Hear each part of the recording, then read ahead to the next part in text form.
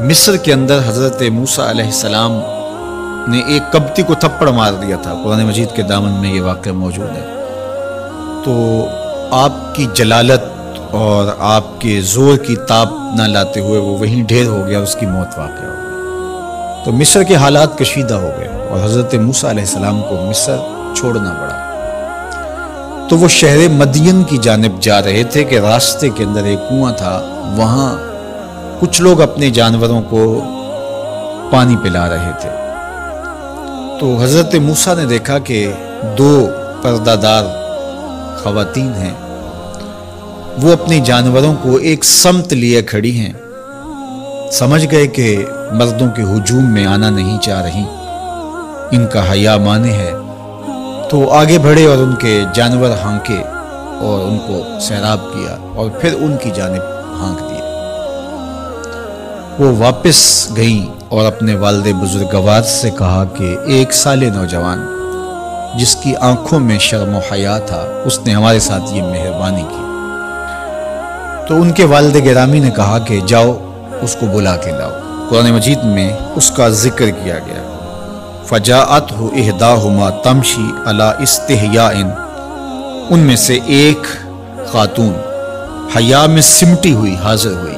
اس نے کہا کہ ہمارے والد گرامی آپ کو بلاتے ہیں، آپ نے ہمارے ساتھ جو مہربانی کی ہے اس کا وہ اجر دینا چاہتے ہیں۔ تو حضرت موسیٰ علیہ السلام ان کے ساتھ چلے گئے، اور جب گئے تو یہ گھر تھا حضرت شعیب علیہ السلام کا، اور یہ صاحبزادیاں حضرت شعیب علیہ السلام کی تھیں۔ تو اس خاتون کا شرم و حیا کے ماحول میں حضرت موسیٰ علیہ السلام کو یہ کہنا اور چل کے اس انداز سے آنا، قرآن نے اس کی حکایت بیان کی ہے۔ تو خدا کو پسند ہے کوئی خاتون حیا کے ماحول میں آئے تو اللہ اس کی آمد کو اور اس کے آنے کو قرآن کا عنوان بنا دیتا ہے، اور قرآن کی حکایت بنا دیتا ہے کہ جو خاتون حیا کے جوہر کی مالکہ ہو وہ اللہ کو کتنی اچھی لگتی ہے۔ اللہ اکبر۔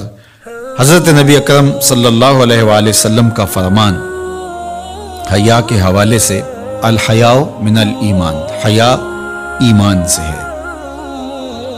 تو جتنے بھی ایماندار لوگ ہیں وہ پھر حیا کے جوہر سے مزین ہوں گے، مالا مال ہوں گے۔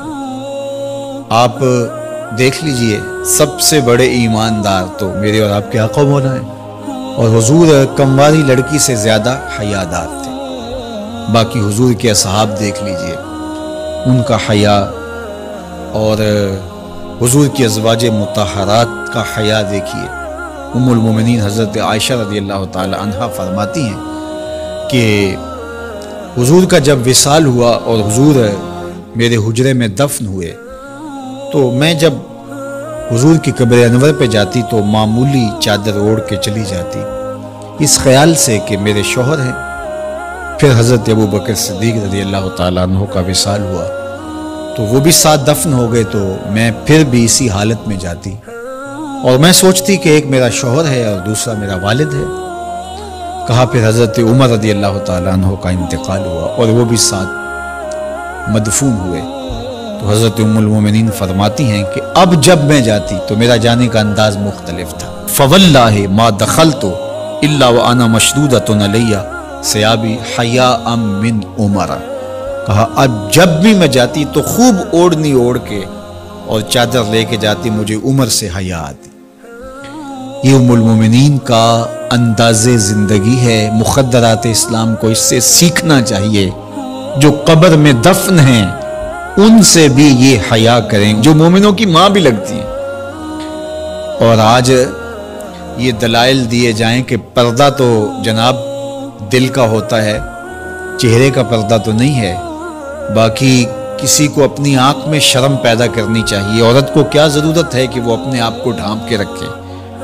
اب ام المومنین کا عمل یہ ہے کہ فرماتی ہیں کہ میں اپنے آپ کو خوب سمیٹ کے جاتی حیاء من عمر۔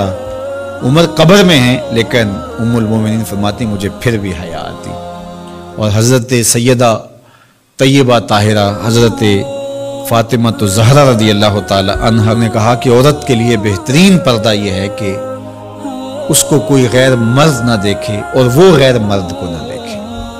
تو جب یہ ہمارا دین ہمیں سکھاتا ہے اور حیا کا یہ سبق دیتا ہے، بڑوں سے حیا کرنے کی تلقین کی گئی، اللہ سے حیا کرنے کی، اس کے رسول سے حیا کرنے کی تلقین کی گئی۔ صحابہ فرماتے ہیں بعض اوقات ہم کچھ پوچھنا چاہتے ہوتے تھے اور حضور کے حیا کی وجہ سے ہم ایک عرصہ تک وہ بات نہیں پوچھ پاتے تھے۔ آج دادا کے سامنے بچے جس طرح بات کرتے ہیں اور جس طرح بچوں سے حیا کا جوہر ختم ہو گیا ہے اور اس کو وہ تہذیب نو کا کرشمہ سمجھتے ہیں اور جدید دور کی کرامت سمجھتے ہیں، یہ دور جدید کی کرامت نہیں ہے، یہ جاہلیت ہے۔ بڑوں کا احترام اور بڑوں کی عزت یہ زندگی کا جمال ہے۔